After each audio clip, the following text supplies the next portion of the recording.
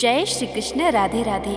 तो बंधुओं, आज हम इस वीडियो में श्री रांका बांका जी की पावन चरित्र कथा श्रवण करेंगे। पंढरपुर में लक्ष्मीदत्त नाम के एक ऋग्वेदी ब्राह्मण रहते थे। ये संतों की बड़े प्रेम से सेवा किया करते थे।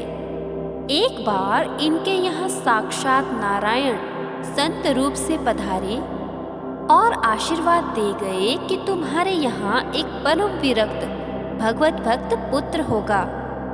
इसके अनुसार मार्गशीर्ष शुक्ल द्वितीया गुरुवार संवत 1347 को धन लगन में इनकी पत्नी रूपा देवी ने पुत्र प्राप्त किया।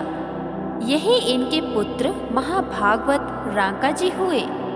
पंढरपुर में ही वैशाख कृष्ण सप्तमी बुधवार संवत 1351 को कर्क लगन में श्री हरिदेव ब्राह्मण के घर एक कन्या ने जन्म लिया। इसी कन्या का विवाह समय आने पर रांका जी के साथ हो गया। रांका जी की इन्हीं पतिव्रता भक्तिमती पत्नी का नाम उनके प्रखर वैराग्य के कारण बांका हुआ। रांका जी का भी नाम रांका उनकी अत्यंत कंगाली रंगता के कारण ही पड़ा था। रांका जी रंग तो थे ही, फिर जगत की दृष्टि उनकी ओर क्यों जाती। इस कंगाली को पति पत्नी दोनों ने भगवान की कृपा के रूप में बड़े हर्ष से सिर चढ़ाया था, क्योंकि दयामय प्रभु अपने प्यारे भक्तों को अनर्थों के जड़ धन से दूर ही रखते हैं। दोनों जंगल से चुनकर रोज सूखी लकड़ियां ले आते और उन्हें बेचकर जो कुछ मिल जाता उसी से भगवान की पूजा करके प्रभु के प्रसाद से जीवन निर्वाह करते थे। उनके मन में कभी किसी सुख आराम या भोग की कल्पना भी नहीं जागती थी। श्री रांका जी जैसा भगवान का भक्त इस प्रकार दरिद्रता के कष्ट भोगे, यह देखकर नामदेव जी को बड़ा विचार होता था। रांका जी किसी का दिया कुछ लेते भी नहीं थे। नामदेव जी ने श्री पांडुरंग जी से प्रार्थना की रांका जी की दरिद्रता दूर करने के लिए। भगवान ने कहा, नामदेव, रांका तो मेरा हृदय ही है। वह तनिक भी इच्छा करे तो उसे क्या धन का अभाव रह सकता है, परंतु धन के दोषों को जानकर वह उससे दूर ही रहना चाहता है। देने पर भी वह कुछ लेगा नहीं। तुम देखना ही चाहो तो कल प्रातःकाल वन के रास्ते में छिपकर देखना। दूसरे दिन भगवान ने सोने की मोहरों से भरी थाली जंगल के मार्ग में डाल दी। कुछ मोहरें बाहर बिखेर दी और छिप गए अपने भक्त का चरित्र देखने।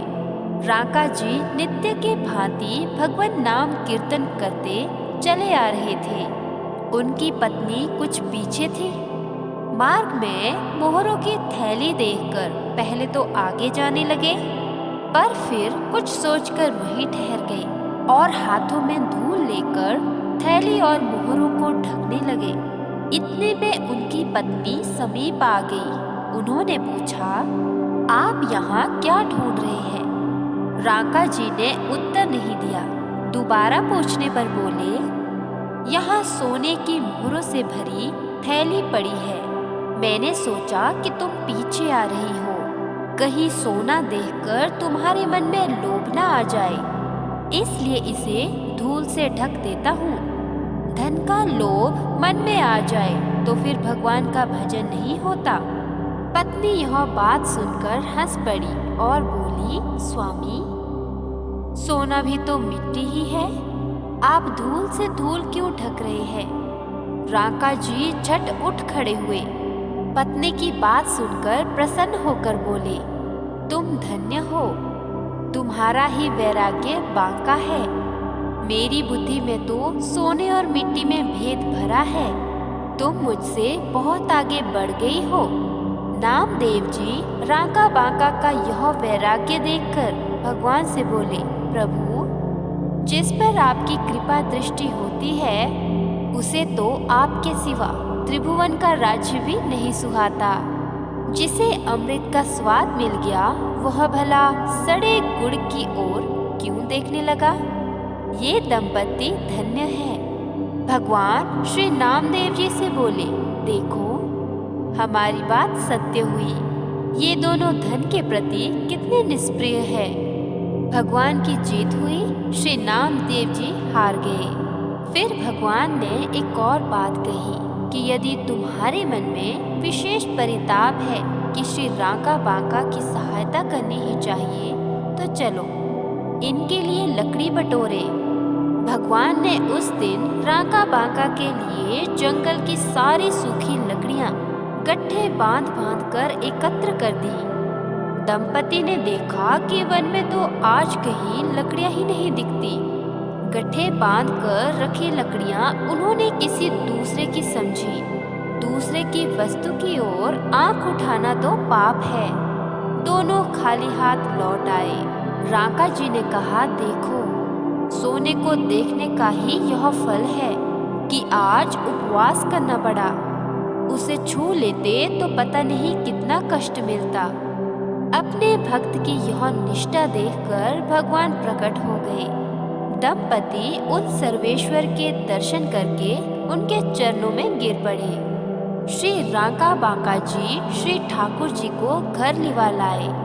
भगवान के संग श्री नामदेव जी को देखकर श्री रांका जी ने झुंझलाकर कहा, अरे मूढ़ फोरा, श्री प्रभु को इस प्रकार वन वन भटकाया जाता है। भगवान ने रांका जी से कुछ मांगने का अनुरोध किया।